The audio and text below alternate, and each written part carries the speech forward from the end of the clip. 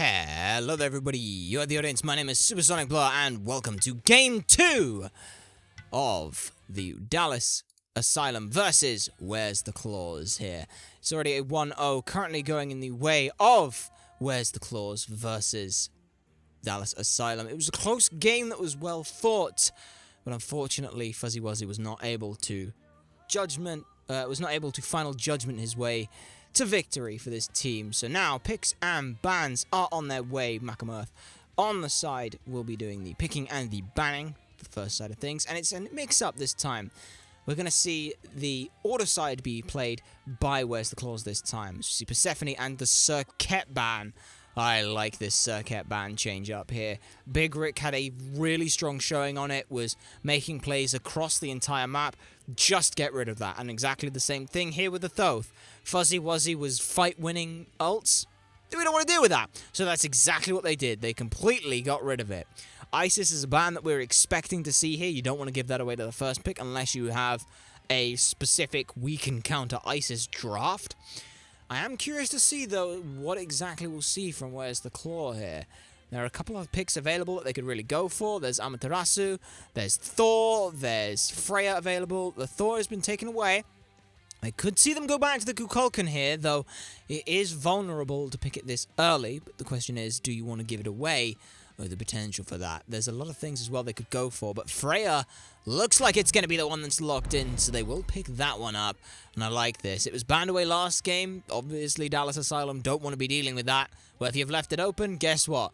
We're going to go and take that one. So the Freya lock-in, I like. You can run it mid, you could run it in the ADC role. Entirely open options are available to you.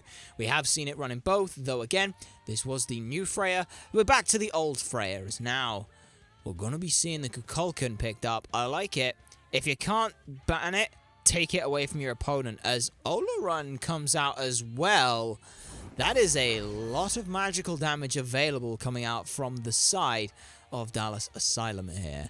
It's a lot of late game as well, but this time they've got a little bit more options to set up with the Kukulkan. They can quite easily look in the mid lane and say, hey, you know what? We'll just fight around that. And the way that Fuzzy Wuzzy played against, played on this Thoth last game. He was totally comfortable with playing the mages, and he's totally fine with being aggressive. Though, he does have to be careful this time. Olorun not quite as safe in laning phase.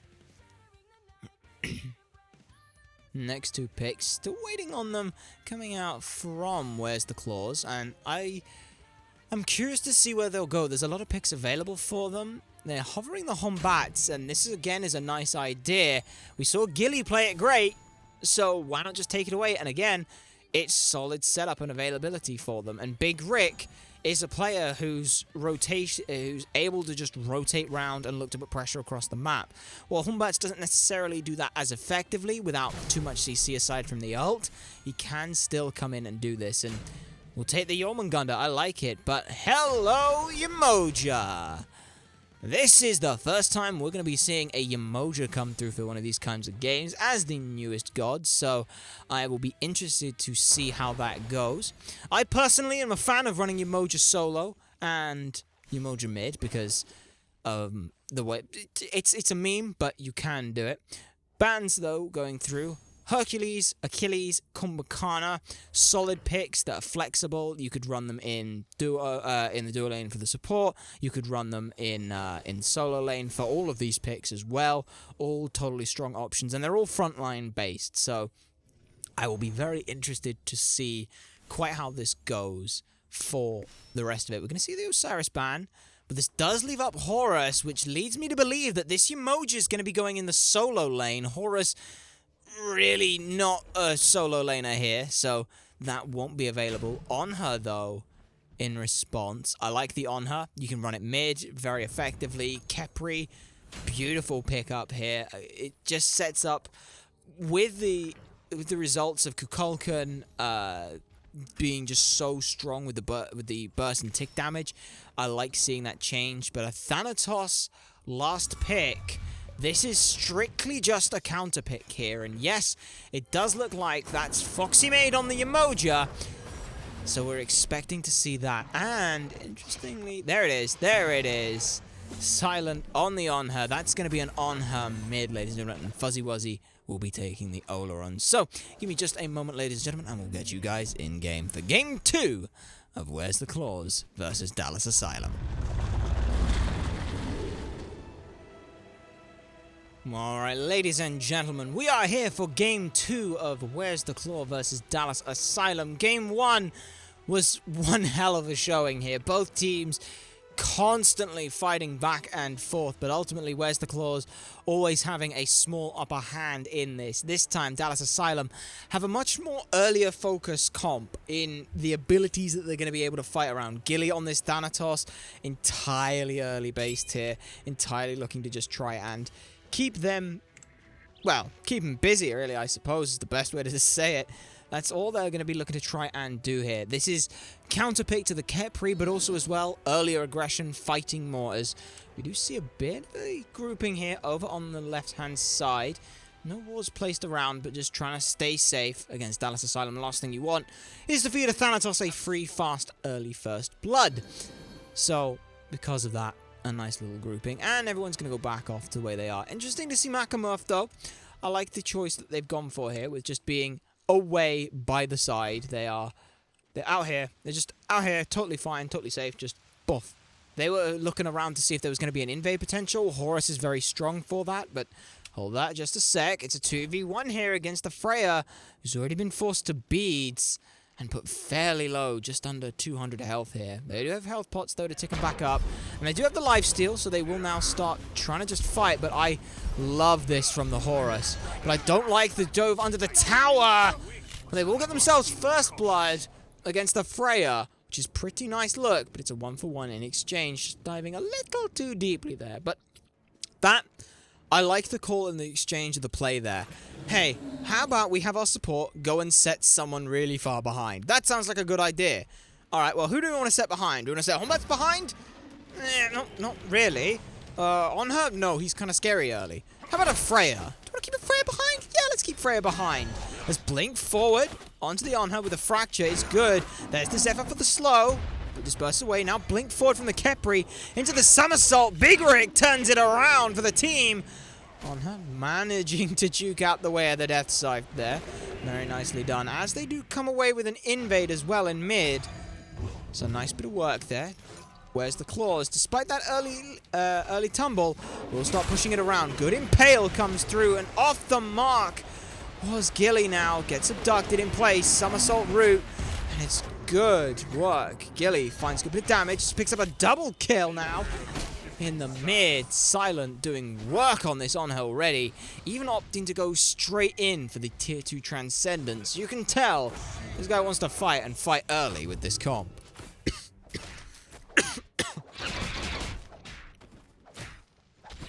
So definitely still riding that high from that first game. Already barely 3 minutes, not even 3 minutes in, and we've already seen 5 kills go this way. And I like this change up with Silent Aces here, not going around for the solo lane side. Instead, it's all around this left side. It's all about the Oleron and the Freya. So they're really trying to focus this left side of the map as mid. See a little bit more of a push up here from Silent, trying to just keep this Kukulkan in as awkward a spot as possible. Yes, he can just sort of set and forget it with his basics, but okay, it's an interesting little graphical bug. But hey, this is what we expect. It's it's spectator, so it's not perfect. But mid has been definitely a strong look right now for Silent with this pick, and it's all been kind of facilitated around by the over-aggression and punishability of the commitment that Dallas Asylum have been going in. We've seen Blink from Gilly, then miss the Death Scythe 2 in a row, and that just means, alright, Kepri, hey, do you want to just Blink abduct someone? Sure. And it sets them up for this beautifully, for this second red buff invade going the way of Dallas Asylum. There's not really anything they can really do about it right now.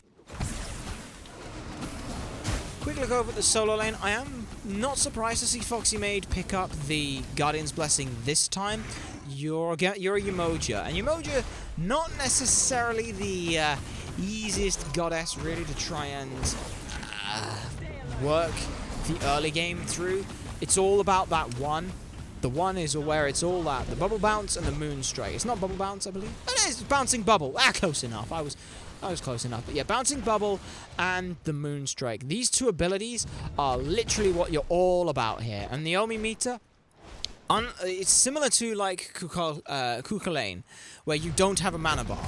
But this time, it builds up. You don't have to hit enemies with it. You get the Omi regeneration. And it's based on how much mana you have. And cooldown helps it as well.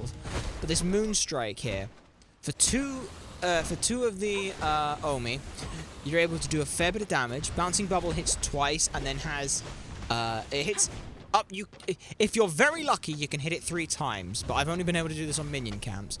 So it's 120 power, but usually it's slightly less than that because you only get the second bounce does 50%. But it's the Moonstrike. Moonstrike is where a lot of the damage potential for Umoja comes in. Because you can hit all 3 circles on it if you position it right. Or at least 2.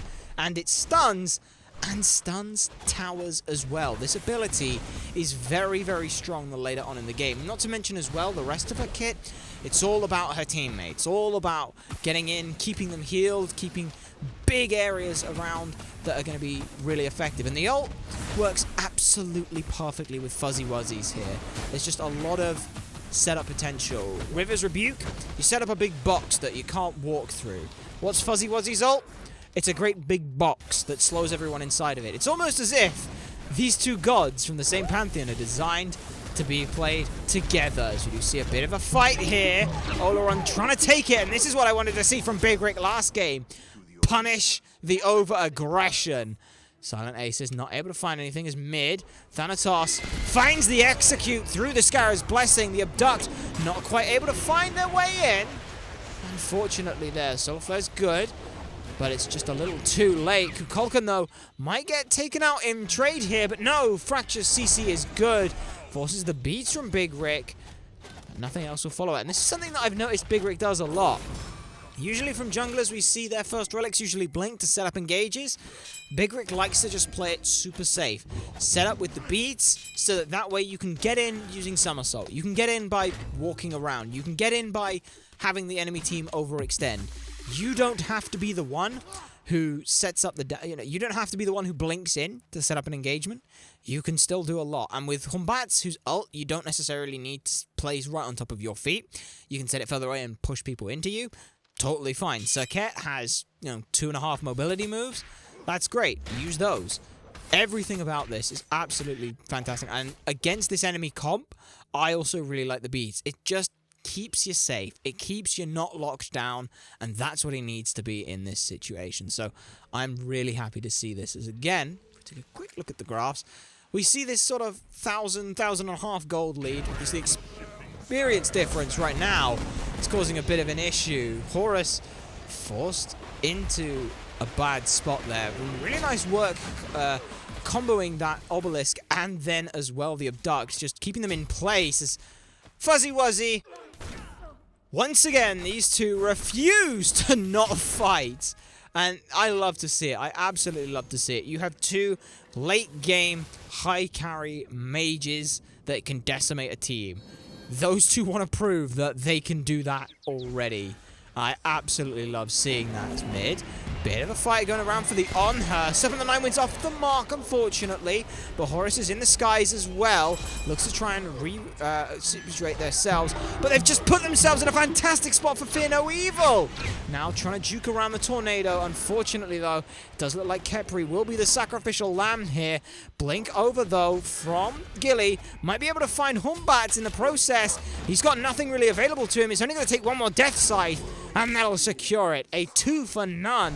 And a nice work there from Dallas. Again, they may be down, but they are showing consistently that they are not out.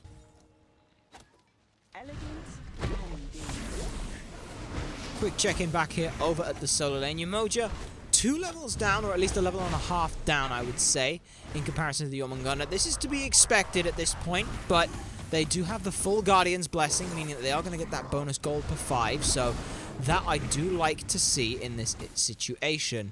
Makamurth going for an older build that we've seen Zalia run a lot of the time here, and that's going to be going straight into the Pythagorean's piece. I like it. It's CDR, it's health, it's lifesteal for sustain. I don't see anything wrong with this option here. Against a god who's got very long-range poke potential, you being able to get a little bit of healing that's not just requiring you to hit the enemy god.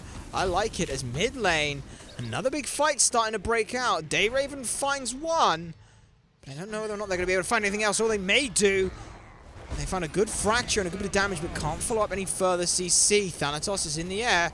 He's looking for it, and he will land. He will find the Humbats, who manages to jump away to safety. Freya now trying to set up some more damage here. Again, fighting Fuzzy Wuzzy this whole situation. But Dallas Asylum have started grouping on this left-hand side.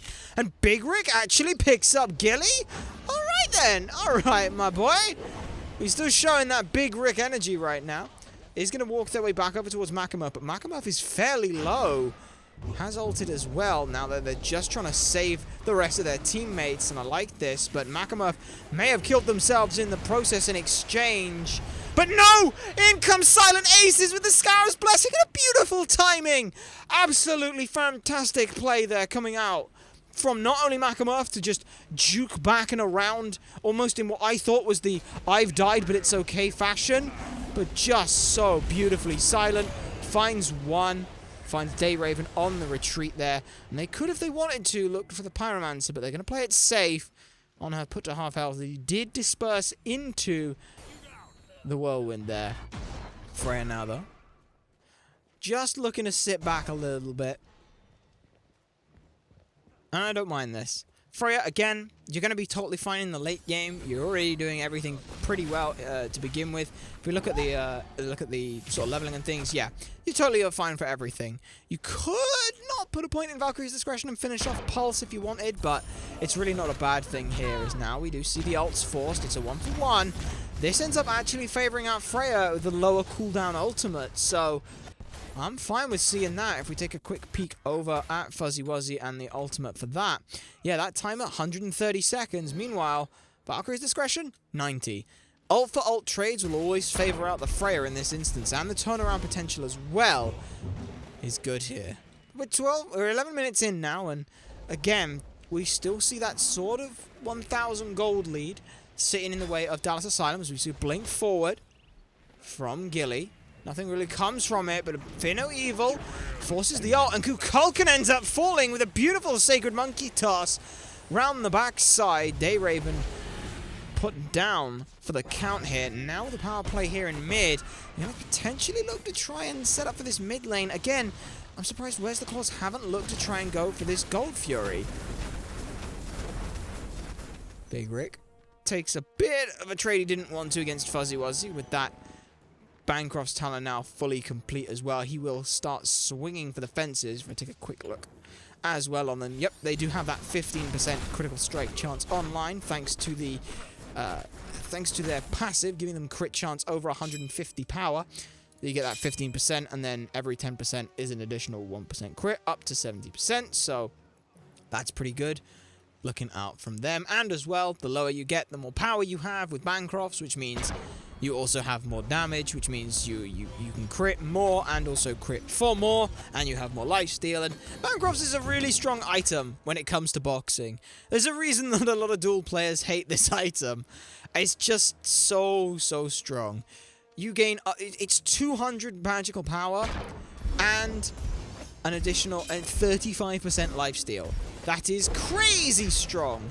As we do see now Freya with this as well, and she's going to use that lifesteal to their best of their ability. In fact, everyone now from Where's the Claw saw an opportunity to sneak in a Gold Fury, and that's exactly what they've done. They push themselves now to a nice 3,000 gold lead to platform as a platform for them. Mid lane. Bit of a possibility for Kepri to get caught in a bad spot, but no, he's fine. Interesting first pick up for the item here. Gone for the Contagion, really wanting to deal with the anti-heal coming out from the Horus and also as well, just the Kepri as well. It's a nice little look for them to be able to have that, especially with all the fighting that's gone on around mid. It's a nice abduct, set Horus up in a bad spot, and the CC chain just continues. Horus down for the count. Thanatos looking to try and find someone, but won't find anyone. World Serpent has been used from the Jormungandr to try and find something else, but it's not going to be good enough. Serpent of the Nine Winds does connect, but the Scarab's Blessing is still intact. The revive goes off. Silent Aces has done a fantastic job setting up these kills and keeping his players alive, and he'll be rewarded with a kill onto Dayraven. 3-0. Where's the Claws? Extend their lead even further now and should be looking around for a Pyromancer. It's an unfortunate situation. Dallas Asylum just kind of didn't really feel like they knew what they were trying to do there. Horus goes off down towards the Harpies in that instance. The rest of the team is moving back away towards Pyromancer. You're off in no man's land, and instead of just getting close or going back towards the team so that he can use Protector's Surge to get back to them, instead there's no immediately going into the ult to get away. There's no immediate just dash away or anything. It's run back further around to try and get away. And there's no way that you're going to get away in that instance. So, nice recognition from Where's the Claws there to pick that up. They have managed to put some good work into some of these towers as well, as you see that what was a level and a half lead now extend more towards 2.5, 3 levels for the Jormungandr versus Umoja. And stealing away this buff again. It's a really strong look. I'm very curious about these build options coming out from Foxy Maid. I think this is part of the reason why they're in such an awkward situation. Oni Hunter's Garb, don't get me wrong, Oni Hunter's Garb is a great item. When you're in the middle of a team fight and you've got every enemy around you, that's 9% mitigation. That's great. Against one person, though, it's really not quite as good. I'd rather have something with CDR on it. I'd rather have a Void Stone for penetration if you wanted to be aggressive. Or, you know, there's other options that you could look at. I just don't feel that necessarily this was the choice to go for here, as Makamurth now opted for a Pestilence as well, just to set up some good bits of damage. Thanatos without ultimate, or with ultimate, but just chain CC'd. No beads available for them to be able to get anything as the bubble there wanders its way through. Mid, do see the other one making a rotation. Good knock-up, sets up Fuzzy Wuzzy, he gets the kill. But 2v1, he can't keep it going. Nice work to know that in that instance Fuzzy Wuzzy wasn't getting away without a fight, so fight they will. Makamurth now, good banish. Kukulkan is around. Valkyrie's discretion to set up a little bit more. River's Rebuke comes through, but Big Rick's round the back, playing exactly the same way they did with the Circuit.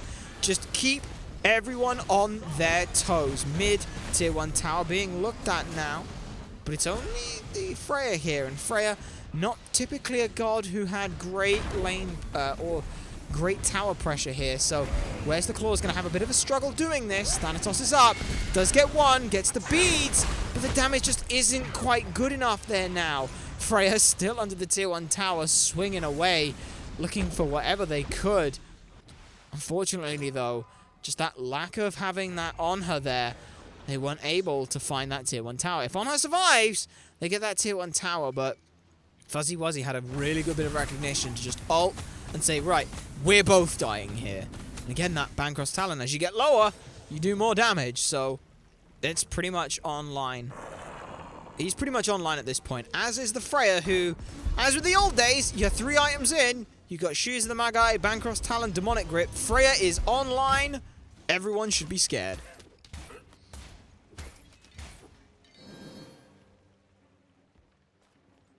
I'm curious to see where exactly Where's the Claws are going to be looking to try and fight here. They do seem to want to try and push down some of these towers. They've got them all below half health at this point, but if they're going to try and do that, then they need to have this on her around for it. He's the one with all the damage here.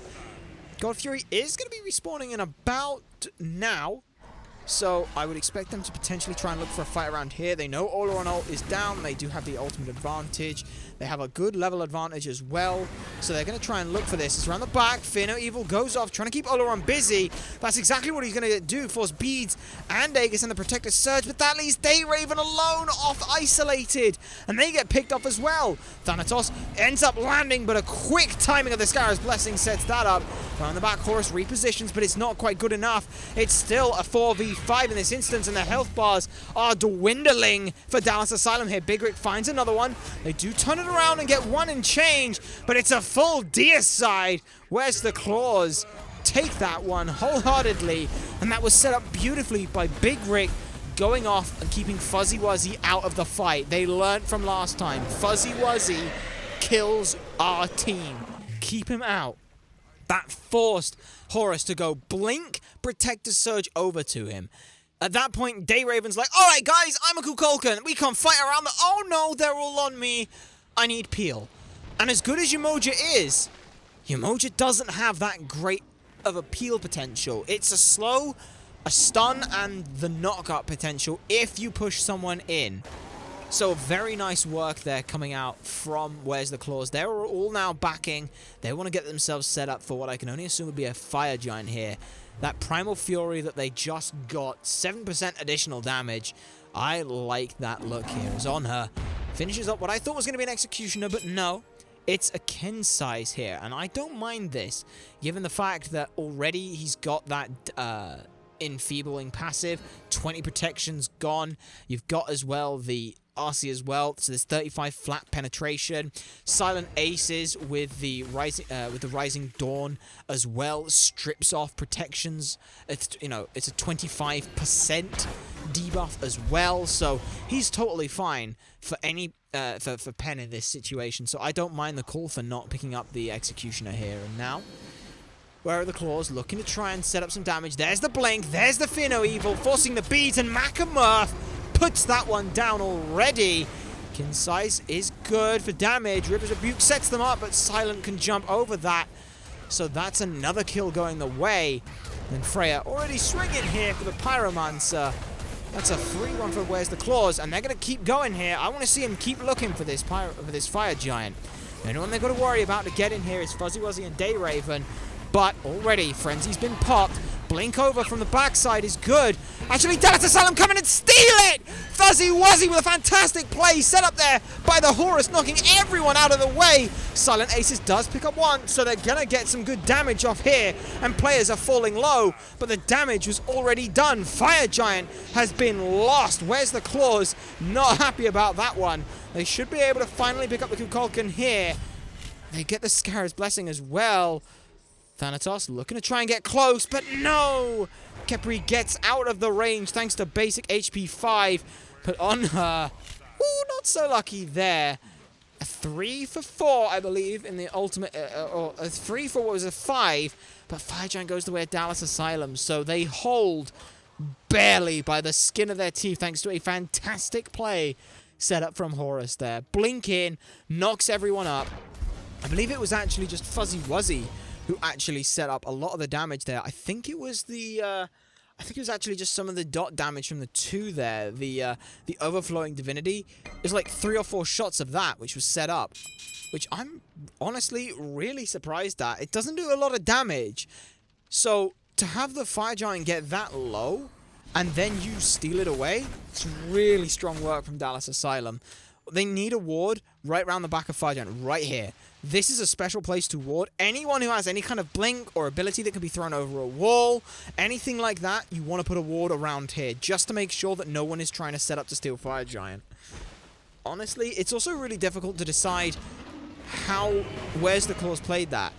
Because it felt like they played everything pretty solidly. They'd already got some picks, they'd got some good ultimates, but the 2 that still mattered, Dayraven and Fuzzy Wuzzy, were totally fine from the end of that last engagement. They got forced to use some relics potentially as Fear No Evil comes out and Gully falls to Big Rick in a quick pick. And now, Where's the Claws wanted to try and set up a power play. They get a good root on Umoja. And there's that blink, and there's that root pulling her back in. Freya doing huge amounts of damage. River's Rebuke is all but ignored. There's now a 2 for nothing. It's just this constant drip feeding. Dallas Asylum have a fairly decent team fight potential with CC, but they just aren't grouping for it. Serpent of the Nine Wind puts good work into Khepri, and a huge knockup comes through, but Makamurth is round the backside using that ultimate to continuously keep Kukulkan off the rest of the team fight. And Fuzzy Wuzzy can't get in. Outside of using the ult, that's all they get for it. And now, Dallas Asylum are looking to reaggress. Into the Skies comes out, sets up a good bit of damage. They can't quite find it. Fuzzy Wuzzy finds Silent Aces in response. As Where's the Claws do overextend a tad, trying to get this tier 2 tower in the mid lane. I'm surprised at this though. Where's the Claws? it's been a little almost hesitant, I want to say, from them, but they are trying to continue this fight going on. Big Rick's here. Thanatos has ulted. If they can find just a little bit more damage into Jormungandr, they could find it, but no. Round the back, Thanatos falls very low. Dayraven finds Makamurth. Thanatos has forced to blink disengage from this. Now Umoja, though, has respawned. And we'll set up a good bit of damage here. Now it's on for the turnaround potential here. And there's no worries here as Humbats blinks in on the Sacred Monkey Toss. That's not the play you want to see there. Already just completely evaporated now. Dallas Asylum could continue on for a tier 2 tower here, but no, instead, they're going to have Gilly use that time that he bought. Oh no, Gilly. Oh no. Oh, Gilly. That was very close, but he'll push down this tier 2 tower. Meanwhile, the rest of the team are going to go for this Oni Fury. I absolutely love this play. I thought that at this point Thanatos would have based, but no, they didn't. Looking on for the Gold Fury. Dallas do secure that. They're in for a good bit of potential for a turnaround here. River's Rebuke keeps Khepri out of the fight, and Fuzzy finds that one. A beautiful look there. Gilly does fall to the on her, who will laugh in response. But it could have had potential follow-up, but no. Dallas Asylum play it safe. They just got Oni. They just got a tier 2 tower. It's a 1,500 gold lead. Fire's spawning shortly. We can set up for Fire, and if we set up for Fire Giant, we're in a decent spot. Where's the Claws have to look to try and deal with, I believe, this wave of Fire minions that are coming in now across all these waves. So the waves should meet about the time where Fire Giant's spawning. So either Dallas Asylum here could push up a little bit and try and push that wave a little bit further, or they can just let those waves meet, start the Fire Giant dance, maybe opt around Pyromancer, get this red buff, get Fuzzy Wuzzy a free red buff if they can, which they've got it now available for him, so he'll grab that. Set up around this side of the map. You've all got wards, you've all got sentries. You're in a perfect spot for this right now. In fact, as you can see here in mid, it looks like the Oni minion wave was pushed out, so all the Oni minion waves have been dealt with, unfortunately, and Fire Giant spawns now. So, a bit of an unfortunate look for Dallas Asylum, just a little sort of slow and hesitant to try and get set up around for a good bit of damage. A double banish comes through. Freya forced to Aegis already. 7 to 9 win puts them low, and Gilly finds it with the execute around the backside, though. Dayraven finds one. Oh, Dayraven gets taken out by Big Rick, who'd used the ultimate to set up beautifully a good bit of damage. Again, no beads available. They were forced in that last fight. Mag pushed very low as well. Blink forward, and Gilly finds themselves the second kill of this fight. They're going to try and barrel in, but there is nothing that Honor is having with that. Full force of the Desert's Fury. There was no way they were surviving that one. But good work now. It's a 2-for-2 exchange. And a lot of the damage dealers are here. Umoja trying to keep some busy. Silent Aces gets taken by Fuzzy Wuzzy. And for the first time this game, Dallas Asylum are really starting to look in the driver's seat here. Surprised, though, that they're not looking to try and get much else. They're going to keep trying to go on for Big Rick. Just stop him from getting away much further. To the Skies comes through, but this is just time wasting right now. There's no reason to do this. They could be doing Fire here. They could be pushing the tier 1 on right lane. But instead, they're going to chase the cheeky monkey. Oh, no. Dallas, no. I'm very surprised at that. If they're now going to go for the Fire Giant here, they should have been doing that to begin with. There was no reason for them to keep... Yeah, there was absolutely no reason to keep chasing on Big Rick there. If you're going to chase that far, it's difficult. Like, why are you chasing? What is Big Rick going to do that you're so worried about? He doesn't have super high amounts of CDR, so his ult's only now just coming back on cooldown. Or off cooldown. So... what do you want to do? Do you want to look at Fire Giant? Well, no, we're kind of too low for that. All right, then. Push mid lane. Push solo lane. Get something. You have to get something for that. You can't chase around a Humbats for that long for what essentially amounts to no reason. So it's just an unfortunate situation there coming out for the team. And now Where's the claws? All back up. All totally fine to be able to look around for this fire giant here. Ward-wise, again, where's the claws have speckled this side of the map with their warding as Big Rick blinks around the backside, looking to try and find Fuzzy. They can't quite find enough on her, though. Puts a huge amount of damage in. The Sanctified Fields is good for defense, but that's all it is. The rest of where's the claws back off. And Thanatos is ulted. He's looking to try and commit, but he can't. He's too low to dive in on this. So where's the claws for 2 ults, force another 2, and that's the execute available. Humbats, though, looking again to try and find it. Now it's on for the Freya. Good banish and set up. Huge potential for the rest of this team fight. River's Rebuke is good to try and cut the path off. But other than that, Dallas Asylum again have to limp away as the rest of where's the claws set up and get a tier 2 tower on the right-hand side. And could quite look for a fire giant. There is a couple minions here, or a big minion wave here, over on the left-hand side, which will do a good bit of damage onto this Phoenix. It'll put it low. It shouldn't take it, and no one should be too worried about it, especially with the fire giant now going down. But yeah, this Phoenix here, it'll fall to about 1/3 of its HP, you know, maybe 2/5. It's fine. Dallas Asylum aren't in a position to really try and push that. So instead, where's the claws? Get the fire giant on all 5 members. They've sent one person to split push over on the right-hand side, and now they're just barreling down mid. Blink from the Khepri, looking to try and create more space for the rest of the team, just to get them in to get this mid tower. That's been taken.